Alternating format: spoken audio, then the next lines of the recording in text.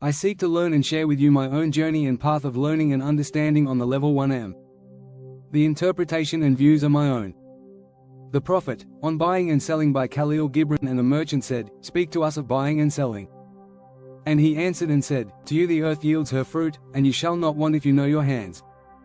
It is in exchanging the gifts of the earth that you shall find abundance and be satisfied. Yet unless the exchange be in love and kindly justice, it will but lead some to greed and others to hunger.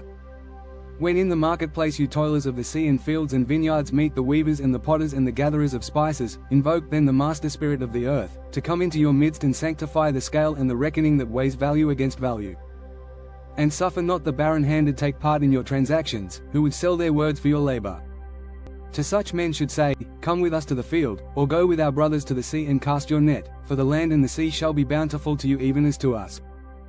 And if come the singers and the dancers and the flute players, say of their gifts also.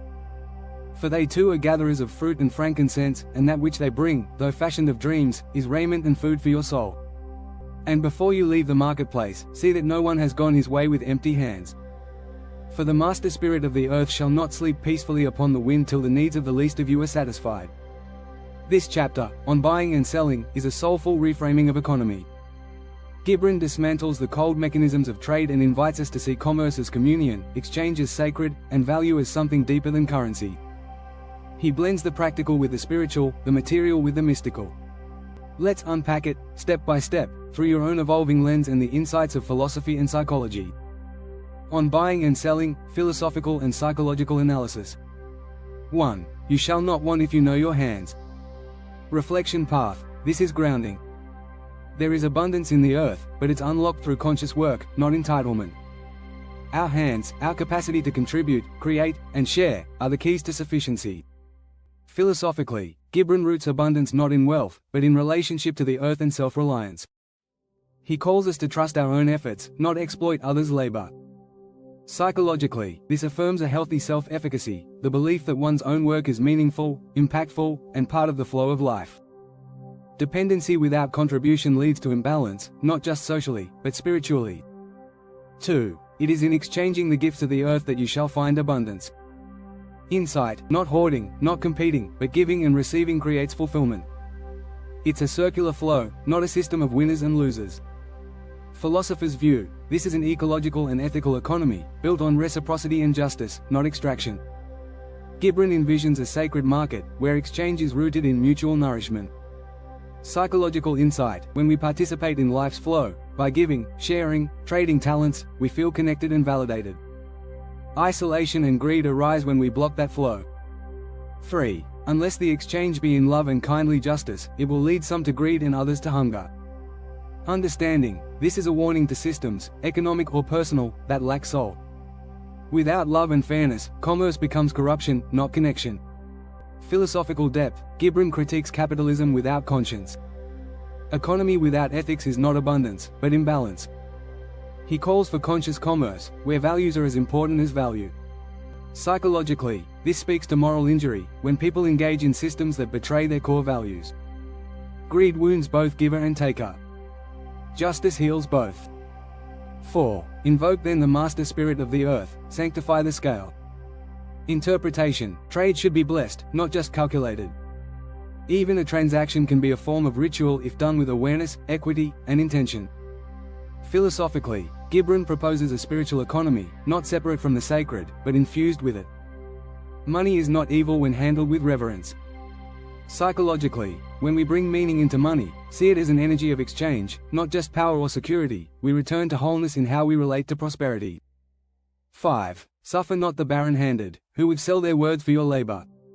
Lens, Gibran is exposing exploiters, those who trade manipulation for work, status for contribution. He's calling for integrity, do not benefit where you have not participated. Philosophers' view, this is a rejection of false value. He honors only what is truly earned, through real creation, not empty talk.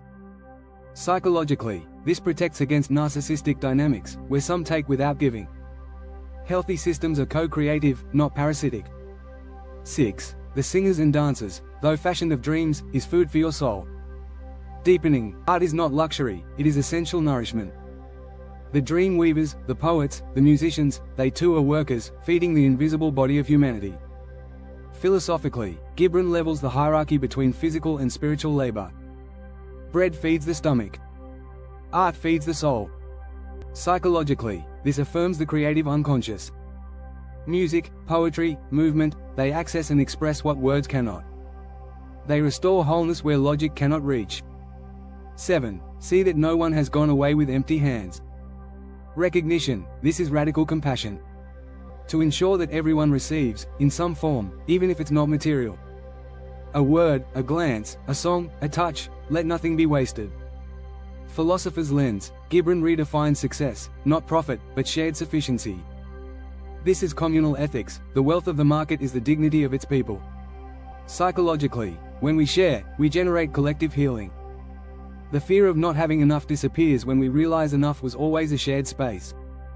Summary: Gibran's sacred marketplace element. Gibran's wisdom, hands as the source. True abundance flows from participation, exchanges, communion. Buying and selling can be sacred, not transactional. Love and justice in trade ethics must guide economy, rejecting exploiters. No benefit without contribution. Artists or workers' soul nourishment is just as vital as food or cloth. Leave no one empty. Generosity is the highest measure of prosperity. Final reflection: in a world where markets are often measured in numbers, Gibran dares to measure them in meaning.